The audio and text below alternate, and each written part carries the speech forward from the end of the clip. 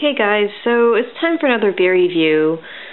I just finished watching the halftime show for the Super Bowl this year, and I must say it was quite horrid.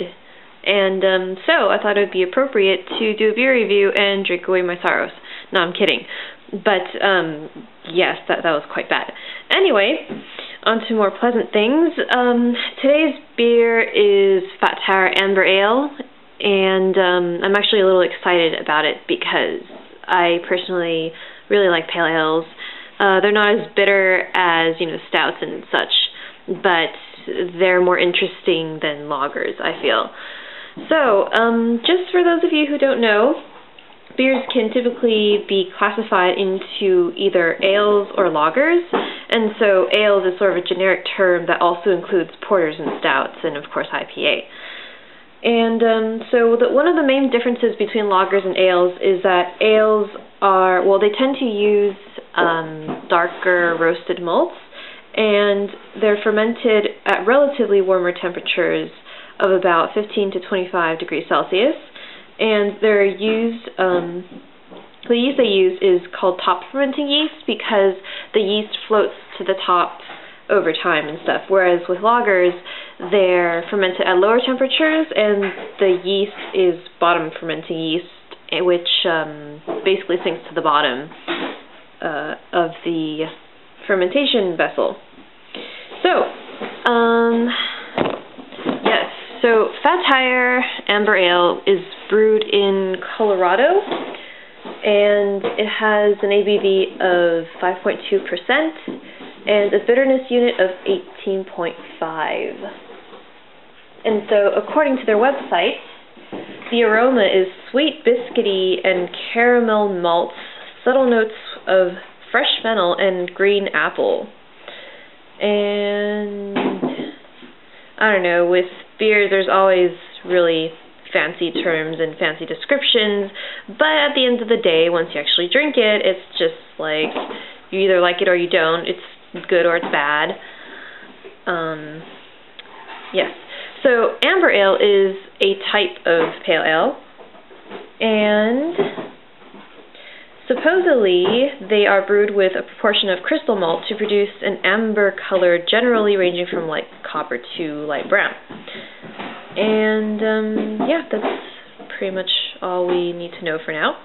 So let's open it up and see how it is.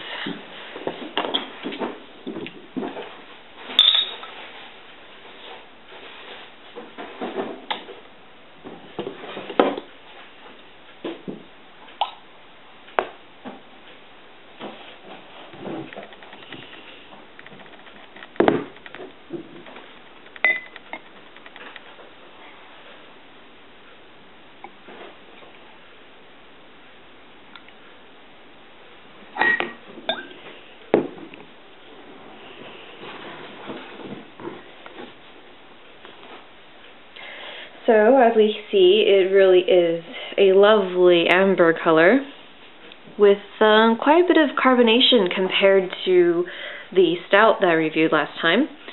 And, yeah, it looks pretty good. So, let's give it a sniff and see how it is.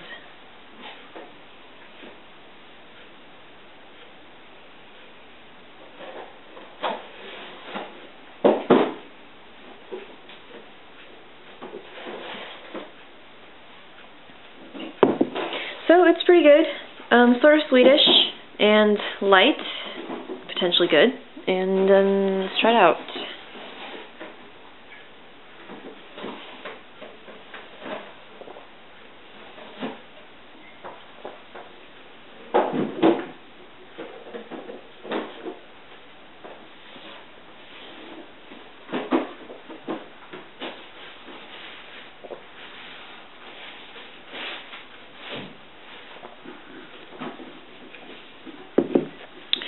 So, I'm not quite sure about the biscuity smell and all that fancy schmancy stuff that they have in the review, simply because I guess I'm not experienced enough to taste all that. However, I do prefer this amber ale over the stout. And I mean, that definitely has a lot more carbonation, and admittedly it's less smooth than the stout, but that's a good thing, I feel, because it tingles the senses and whatnot.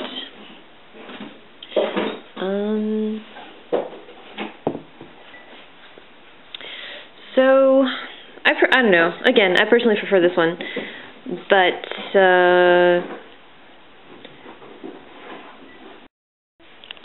and of course, what the website indicates is actually true. It's not too hoppy. So I would recommend this beer for someone who typically doesn't drink beer a whole lot, instead of, for example, starting out with the old Imperial Russian Stout, because that really is rather intense.